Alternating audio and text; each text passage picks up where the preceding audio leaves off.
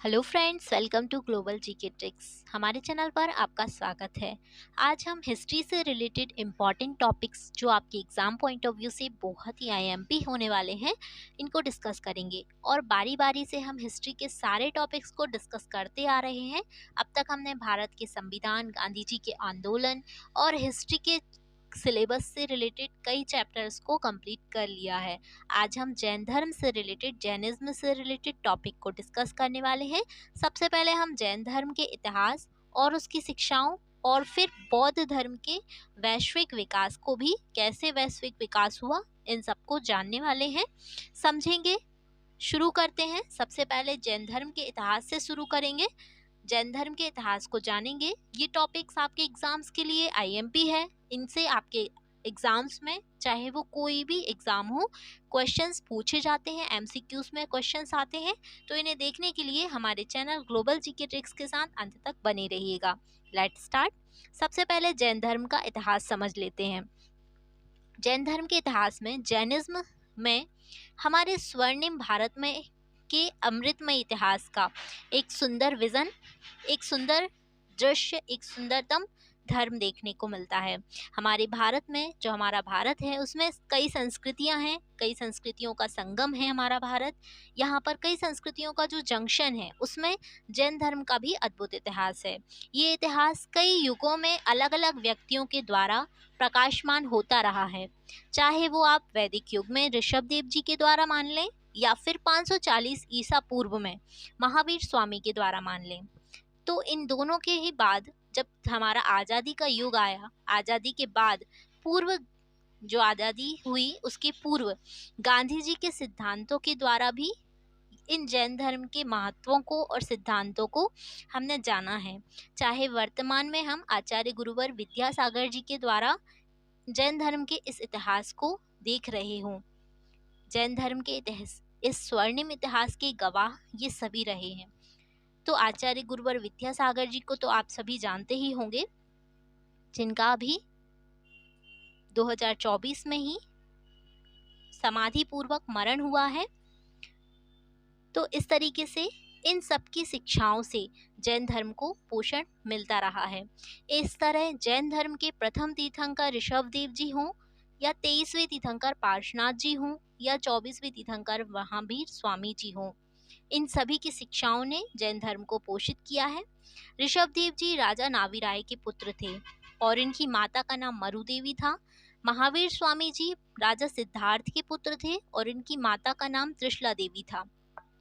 अब हम जैन धर्म के संस्थापक और प्रथम तीर्थंकर के बारे में कुछ जान लेते हैं, जो आपके एग्जाम्स में पूछे जाते हैं। ऐसे क्वेश्चंस यहाँ से बनकर आ सकते हैं। प्रथम तीर्थंकर ऋषभ देव जी को जैन धर्म का वास्तविक संस्थापक माना जाता है। तो यहाँ से क्वेश्चन बन के आ सकता है कि जैन धर्म का वास्तविक संस्थापक किसे माना जाता है, तो प्रथम तीर्थंकर ऋषभ देव जी को ही जैन धर्म का वास्तविक संस्थापक माना जाता है।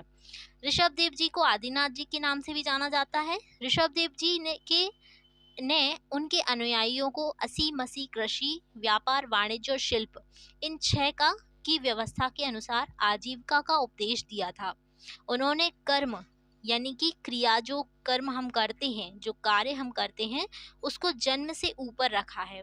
उन्होंने बताया कि क्रियाओं में ही ब्राह्मण, यानी कि श्रेष्ठ पंडित, श्रेष्ठ ब्राह्मण बना जा सकता है, और कोरे कर्मकांड से नहीं।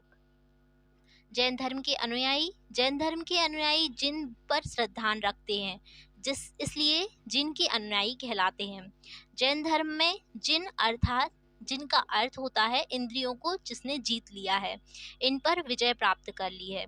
जिन क्रोध, मान, माया, लोभ, कषाय का त्याग कर अपने कर्म जो बंधन हैं उन्हें तोड़कर तपस्या कर मोक्ष प्राप्त करते हैं। इस तरीके से जो जिन होते हैं वो कसायों को, मतलब अपनी इंद्रियों पर विजय प्राप्त कर लेते हैं, और क्रोध, मान, माया, लोभ, इन सब का त्याग कर देते हैं। जैन धर्म के अनुयायी मानते हैं कि धर्म अनादि से है, और अर्थात ये धर्म, जो जैन धर्म है, ये अनादि से है और सभ्यता के प्रारंभ से ही उपजा था। अब प्रमुख जैन तीर्थंकर और उनके प्रतीक चिन्हों के बारे में जान लेते हैं। प्रमुख जैन धर्म के जो 24 तीर्थंकर हुए, उनमें ऋषभ देव जी, ये आपके एग्जाम्स पॉइंट ऑफ व्यू से इम्पॉर्टेंट है। ऋषभ देव जी का चिन्ह है जो, वो बैल है। सभी तीर्थंकरों जो 24 तीर्थंकर हैं इनके प्रतीक रूप में चिन्ह बनाए हुए हैं। इन चिन्हों के अनुसार इनको पहचाना जाता है। तो ऋषभ देव जी जिनका चिन्ह बैल का है, पार्श्वनाथ भगवान पार्श्वनाथ जी इनका चिन्ह सर्प का है और महावीर स्वामी इनका चिन्ह सिंह का है। तो इस तरह से आपके एग्जाम पॉइंट ऑफ व्यू से ये क्वेश्चन भी इम्पोर्टेंट हो सकता है। बन सकता है कि ऋषभ देव जी का चिन्ह क्या है, पार्श्वनाथ जी का चिन्ह क्या है और महावीर स्वामी का चिन्ह क्या है। अब अंतिम तीर्थंकर जो महावीर स्वामी हैं उनके बारे में जान लेते हैं। महावीर स्वामी जैन धर्म की शिक्षाओं का प्रचार प्रसार किया है उन्होंने, और उन्हें पुनः अपने प्राचीन वास्तविक स्वरूप में स्थापित करने वाले के रूप में भी माना जाता है। इन्होंने जैन धर्म की शिक्षाओं को वास्तविक स्वरूप प्रदान किया है, वास्तविक स्वरूप में पुनः स्थापित किया है। महावीर स्वामी का जन्म कुंड ग्राम वर्तमान में बिहार वैशाली में हुआ था। वर्तमान में जो बिहार के वैशाली में इनका जन्म हुआ था और 30 वर्ष की उन्होंने दीक्षा धारण कर ली थी, यानी कि परिवार राज का त्याग कर दिया था। वस्त्रों और संसार सुख को भी उन्होंने त्याग कर दिया था। इस तरीके से उन्होंने संन्यास यानी दीक्षा धारण कर ली थी। महावीर स्वामी के बचपन का नाम वर्धमान था। ये भी एक क्वेश्चन आपके एग्जाम पॉइंट ऑफ व्यू से है कि महावीर स्वामी के बचपन का नाम क्या था। तो महावीर स्वामी के बचपन का नाम वर्धमान था। 12 साल कठिन तप किया और केवल ज्ञान की प्राप्ति हुई थी और सभी जगह ज्ञान का प्रचार प्रसार उन्होंने किया। इस तरीके से 12 साल तक कठिन तप किया उन्होंने। उन्हें निर्ग्रंथ कहा जाता है। निर्ग्रंथ अर्थात दोष मुक्त, सभी बंधनों से मुक्त। इस तरह वो जिन यानी जिनकी उपाधि से विभूषित हुए, जिनकी उपाधि उन्हें मिली, और 468 ईसा पूर्व में 72 वर्ष की आयु में उन्हें बिहार के पावापुरी से मोक्ष का यानी निर्माण का प्राप्ति हो गई। महावीर स्वामी ने अपना उपदेश प्राकृत भाषा यानी कि अर्धमागधी भाषा में दिया था। ये भी आपके एग्जाम पॉइंट ऑफ व्यू से बहुत इंपॉर्टेंट क्वेश्चन है कि महावीर स्वामी ने अपना उपदेश किस भाषा में दिया। तो प्राकृत या अर्धमागधी भाषा, दोनों ही एक ही भाषा का नाम है, प्राकृत भाषा या अर्धमागधी भाषा। महावीर स्वामी के 11 गणधर थे। ऋषभ देव जी के पुत्र भरत और बाहुबली भी मोक्ष को प्राप्त हुए थे और भरत चक्रवर्ती जो थे और उनके नाम पर ही ये देश का नाम भारतवर्ष हुआ था। सबसे प्रसिद्ध 10वीं शताब्दी में चामुंडराय ने श्रवण बेलगोला में भगवान जो बाहुबली स्वामी हैं उनकी विशाल मूर्ति का निर्माण करवाया था। इस तरह महावीर स्वामी जो थे उनके 2 अनुयायी थे प्रमुख रूप से, एक जो दिगंबर है और दूसरे जो श्वेतांबर हैं। श्वेतांबर जो श्वेत वस्त्रधारी थे और दिगंबर जो नग्न दिगंबर रहते थे। इनमें दिगंबर में भद्रबाहु स्वामी और श्वेतांबर में स्थूलभद्र जी। मौर्य काल में 12 वर्ष का भीषण अकाल पड़ा था। तभी भद्रबाहु अपने अनुयायियों के साथ दक्षिण भारत की ओर गए थे। उनके साथ चंद्रगुप्त मौर्य भी गए थे और उन्होंने कर्नाटक के श्रवण बेलगोला में संलेखना विधि द्वारा अपने प्राणों का त्याग कर दिया था। जैन धर्म के प्रचार के लिए 2 संगीतियां हुई थी, प्रथम और द्वितीय। इस तरीके से जैन धर्म के प्रचार के लिए संगीतियां तो बहुत सी हुई, लेकिन प्रमुख 2 संगीतियां हुई थी। प्रथम थी जो 300 ईसा पूर्व में हुई थी पाटलिपुत्र में स्थूलभद्र जी के अध्यक्षता में, और द्वितीय 6ठी शताब्दी में जो बल्लभी यानी गुजरात में हुई थी क्षमा श्रवण जी की अध्यक्षता में।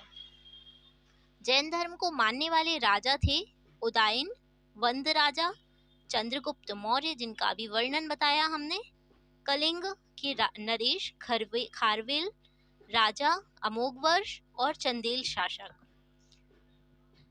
ये देख सकते हैं आप, जो वर्तमान के संत शिरोमणि आचार्य श्री गुरुवर विद्यासागर जी महाराज ने 2024 में यम संलेखना पूर्वक समाधि मरण धारण किया था, उनकी ये इमेजेस हैं। प्रधानमंत्री नरेंद्र मोदी जी इनके दर्शन करने गए थे। अब ईश्वर संबंधी विचारों को देख लेते हैं। तो जैन धर्म के अनुयायी कर्म को प्रधानता देते हैं कि व्यक्ति जीवन और मरण के चक्कर से छूटकर अनंत सुख, अनंत बल, अनंत ज्ञान, इस तरीके से अनंत सुखों को प्राप्त कर सकता है और सिद्धत्व अवस्था को प्राप्त कर लेता है। वह पुरुषार्थ करके स्वयं ईश्वर रूप में परिणत हो सकता है और ईश्वर बन सकता है।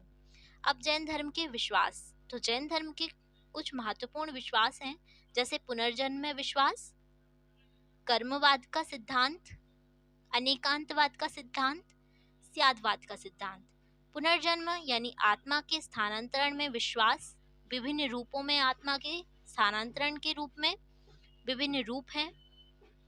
कर्मवाद यानी अपने कर्मों का फल स्वयं भोगता है, इसी से जन्म मरण का चक्र चलता है। अनेकांतवाद, एक ही वस्तु के कई पहलू, उसमें निरंतर प्रवाह, एक ही वस्तु के कई पहलुओं में निरंतर प्रवाह, यानी एक ही वस्तु के कई रूप हो सकते हैं जो सत्य हैं पर सभी को दिखाई नहीं देते। तो इस तरीके से हम अनेकांतवाद को आगे समझेंगे। स्यादवाद यानी एक ही घटना की कई संभावनाएं। और मोक्ष, जो अंतिम लक्ष्य है, जन्म मरण के बंधन से मुक्ति। जैन धर्म के त्रिरत्न हैं, जिनका प्राप्ति करके मोक्ष की प्राप्ति की जा सकती है, जिनका पालन किया जाता है और मोक्ष प्राप्त किया जाता है।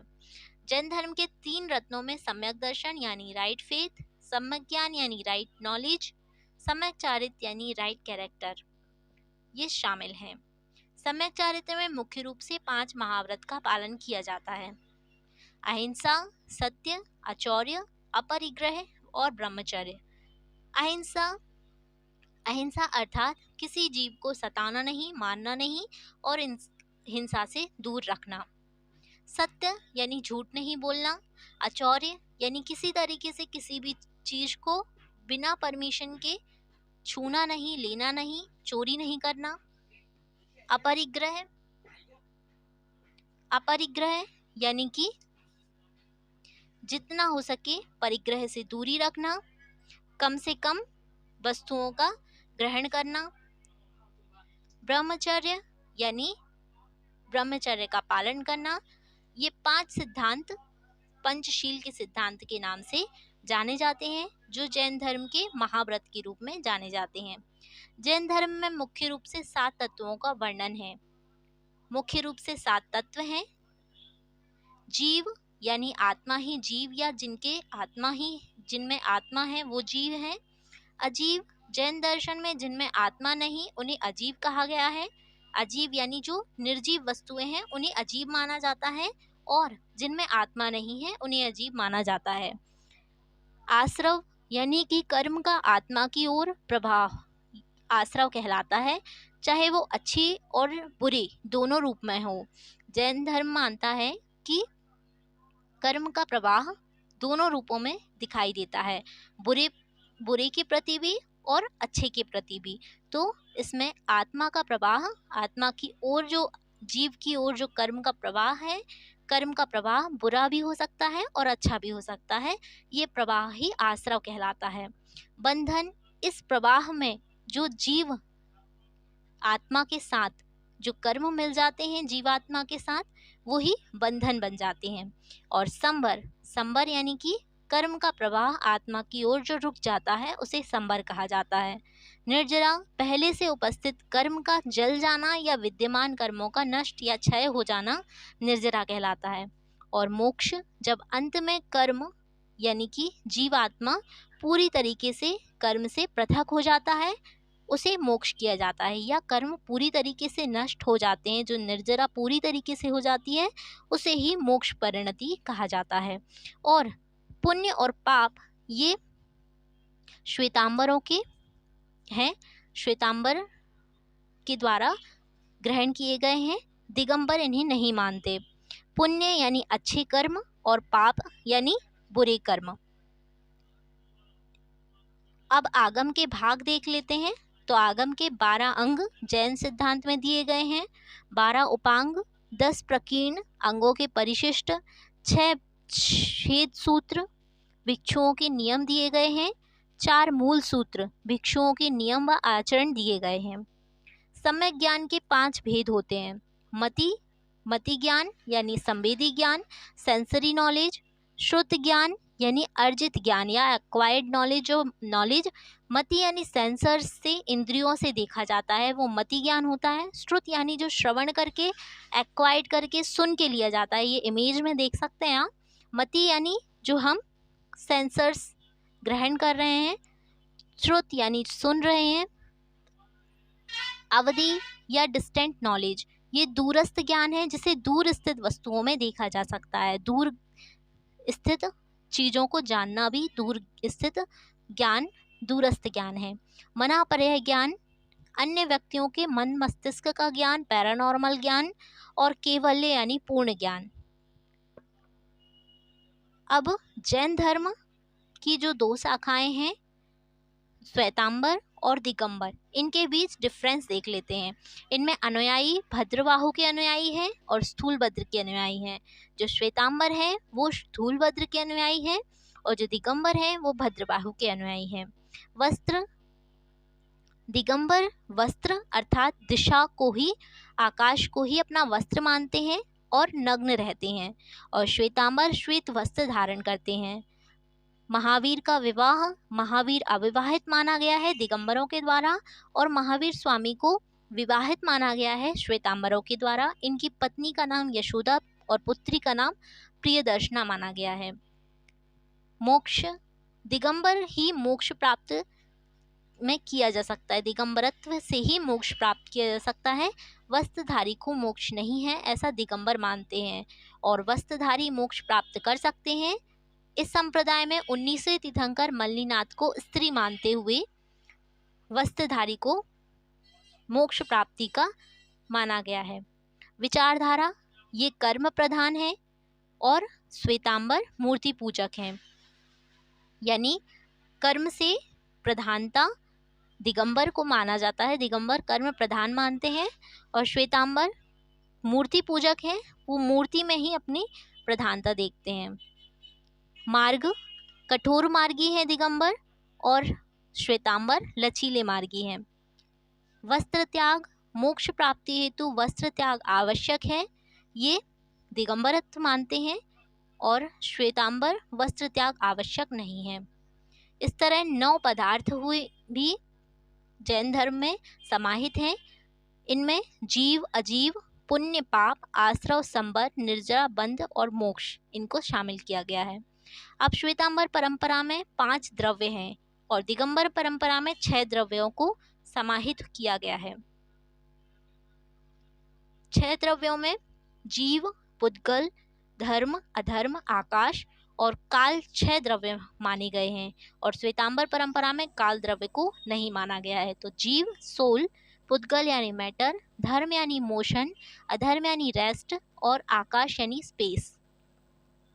जैन धर्म शांति और अहिंसा का धर्म है। महावीर स्वामी ने कहा है, सभी जीव जीना चाहते हैं, सभी का जीवन प्रिय है। इस तरह महावीर स्वामी जियो और जीने दो के सिद्धांत को, संदेश को दिया है। अब हम अनेकांतवाद को समझ लेते हैं। सत्य एक है, हम सभी जानते हैं सत्य तो एक ही है, लेकिन अलग अलग दृष्टिकोण से हमें वह अलग अलग दिखाई देता है। इस तरह देख सकते हैं आप, वस्तु का स्वरूप इतना विस्तृत व गहन है कि किसी एक वाक्य में उसे संपूर्ण रूप से समझाया नहीं जा सकता। इसलिए जैन धर्म के अंतर्गत सभी दृष्टिकोणों को न्यायपूर्ण स्थान प्राप्त हुआ है, क्योंकि वस्तु का स्वरूप तो एक ही है, लेकिन हमारे दृष्टिकोण अलग अलग होने से उसमें हम न्यायपूर्ण स्थान नहीं दे पाते और उसको हम न्यायपूर्णता के साथ समझ नहीं पाते। उसको हम अलग अलग दृष्टिकोणों से अलग अलग समझते हैं। जैसे कि किसी एक वस्तु को समझ सकते हैं, अगर एक वस्तु जैसे कि हाथी, ये देख सकते हैं हम, हाथी के पास अगर किसी आंखें बंद या पट्टी लगाए हुए इंसान को, व्यक्ति को खड़ा कर दिया जाए और उससे पूछा जाए हाथी के बारे में, तो एक ही चीज़ के अलग अलग, यानी हाथी के अलग अलग रूप से वर्णन करेगा। तो इस तरह से जैन धर्म मानता है कि व्यवहार रूप में वस्तु तो एक ही है, लेकिन उसका वर्णन हम अपने अलग अलग दृष्टिकोणों के अनुसार देते हैं। और इस तरीके से जो जैन धर्म है वो अनेकांतवाद के सिद्धांत को, आज्ञा को पालन करता है, अनेकांतवाद के सिद्धांत का पालन करता है। और इस तरह मोक्ष को प्राप्त करने के लिए इन सिद्धांतों का पालन करके वो मृत्यु और जन्म मरण के पुनर्चक्रण से, पुनर्जन्म के चक्रण से मुक्ति को प्राप्त करता है और पूर्ण मुक्त होकर मोक्ष में स्थित होते हैं। यही हमारा वीडियो समाप्त होता है। Thanks for watching and please subscribe for more update. हम बौद्ध धर्म पर नेक्स्ट वीडियो में डिस्कस करेंगे, क्योंकि ये वीडियो बहुत लंबा हो जाएगा, इसलिए यहीं पर हम इस वीडियो को समाप्त करते हैं। नेक्स्ट वीडियो में हम बौद्ध धर्म पर डिस्कस करेंगे। सो कमेंट फॉर बौद्ध धर्म एंड कमेंट में आप इसका आंसर दीजिएगा कि बौद्ध धर्म की कितनी संगीतियां हुई थी। Thank you.